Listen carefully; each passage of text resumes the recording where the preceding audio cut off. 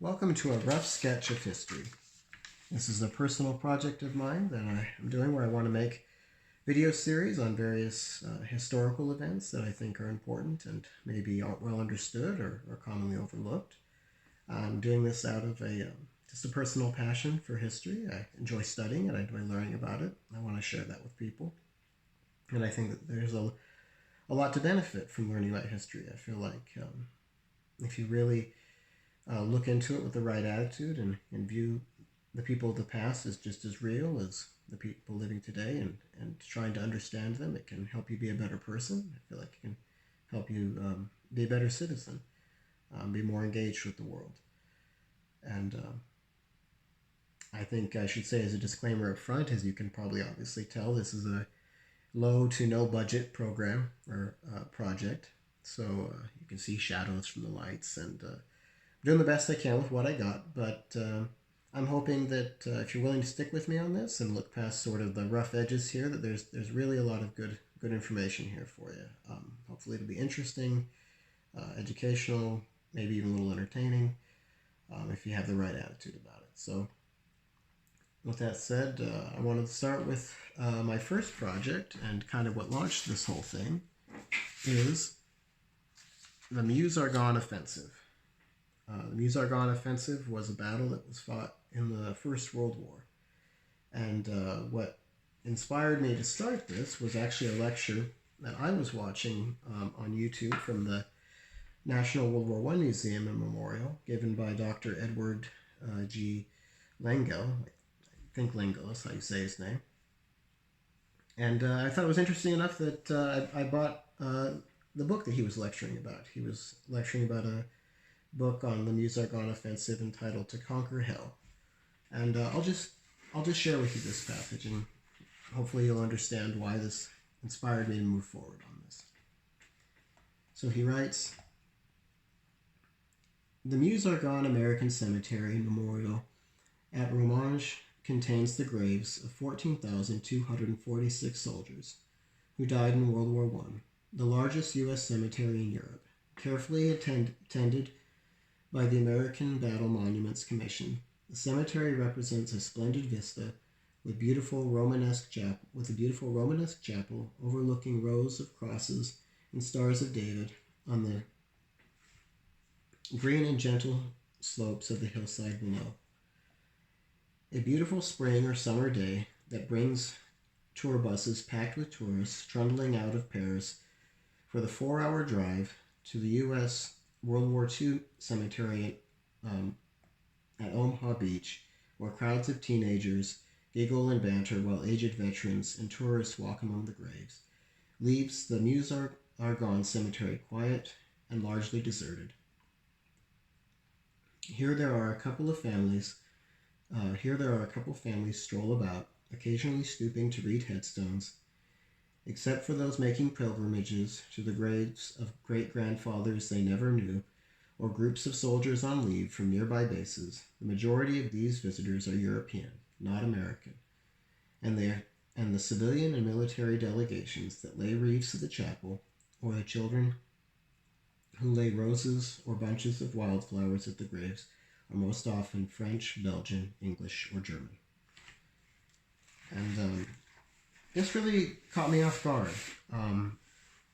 When I heard this passage quoted from the lecture, I really wanted to learn more about this. I was aware of the battle, but not much past that. I knew its name, I knew that it had happened, but I didn't realize that this was, in fact, the largest battle that the United States has ever fought in its history. 1.2 million American soldiers fought for 47 days in a patch of French forest that is smaller than most U.S. counties.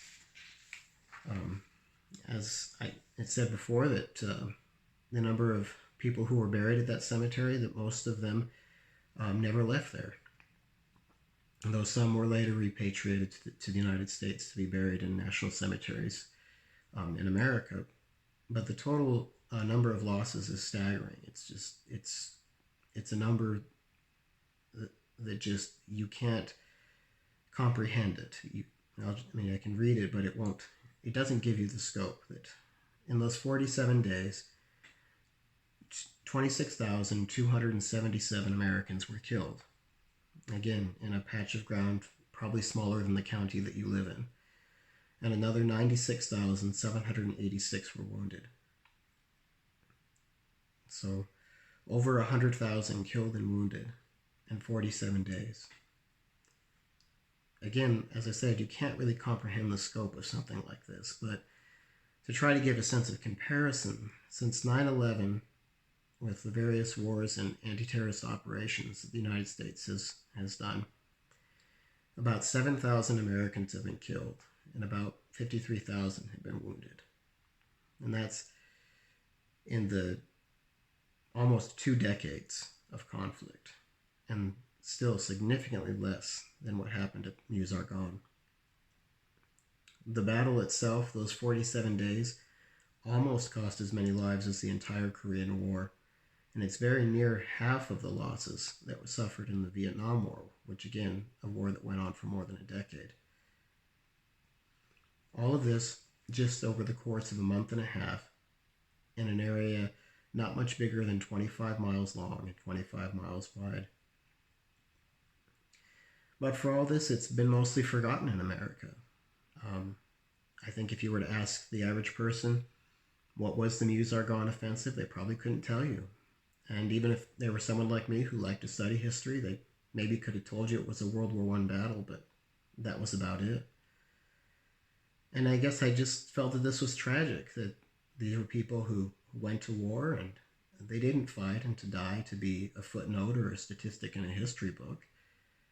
They did it for a reason. They did it for something that was they felt worth putting their life on the lines for.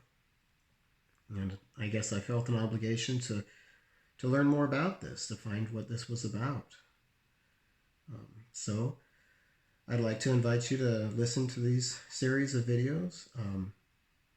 By listening to me so far, you probably know more than 90% of Americans know about the Battle of the Meuse-Argonne.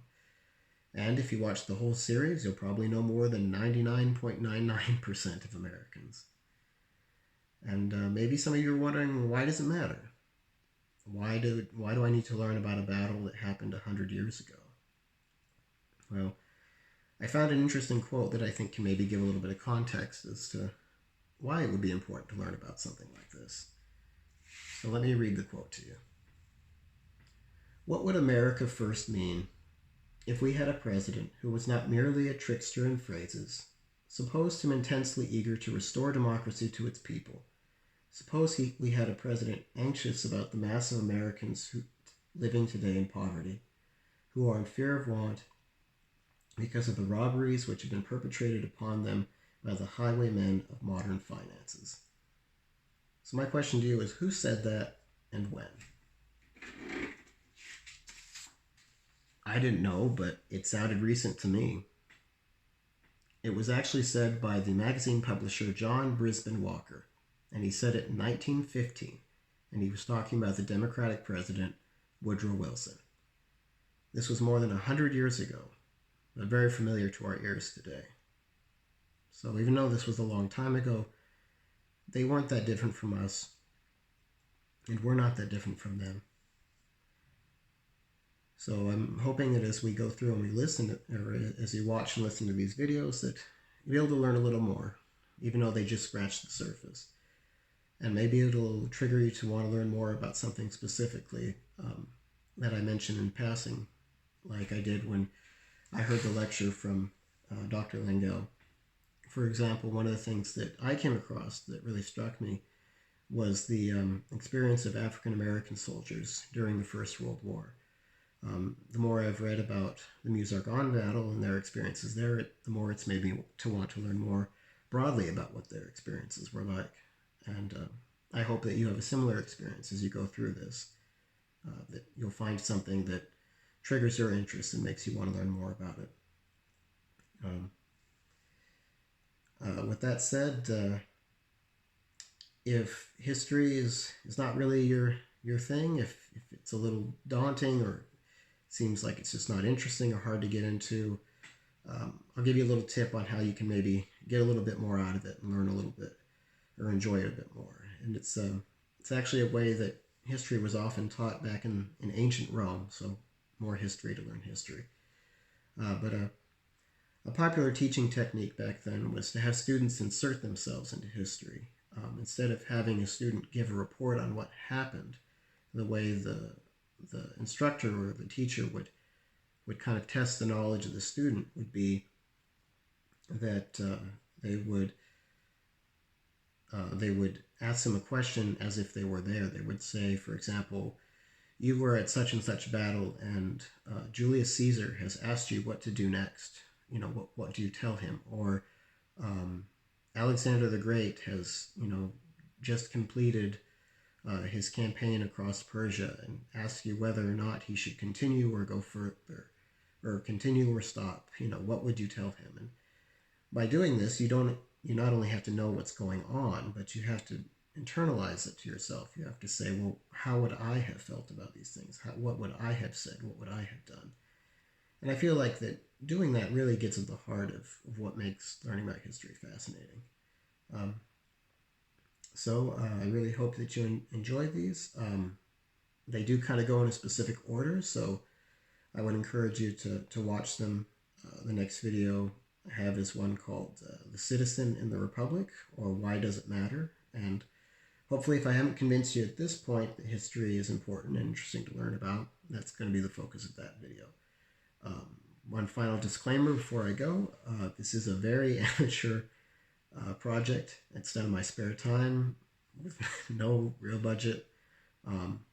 So it's not going to look fancy, and it's not going to be flashy, but it's going to be good, solid information. I did my very best to get stuff right, to research from lots of different sources, but again, I'm just an amateur. I'm not a historian, so please don't cite this in a school project. But hopefully it maybe be a good start for someone wanting to learn more on the topic. And with that, I thank you for your time, and I hope you enjoy the further videos. Thank you.